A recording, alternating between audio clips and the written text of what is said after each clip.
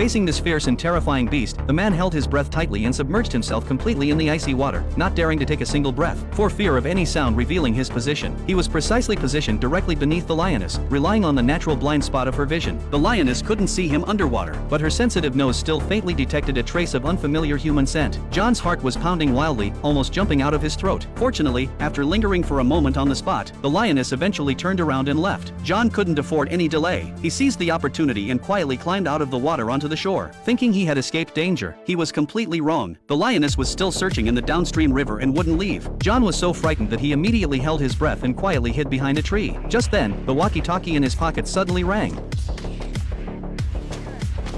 The sharp sound instantly piercing the silence and firmly capturing the lioness's full attention. It turned out that her two daughters were anxiously shouting for their father in the car. Upon hearing the sound, the lioness rushed towards the shore. Fortunately, John reacted quickly and had already struggled up to the tree trunk before the lioness reached the shore. But before he could catch his breath, a cute little snake suddenly darted out in front of him, sticking out its tongue and about to launch a fatal attack. John was terrified out of his wits. In a panic, he suddenly reached out and grabbed the snake's vital part. Then quickly he threw it down. The snake landed right on the lioness. The sudden attack scared the lioness into fleeing in a panic, running straight back to the middle of the river. Thanks to this series of coincidences, John finally narrowly escaped this deadly disaster.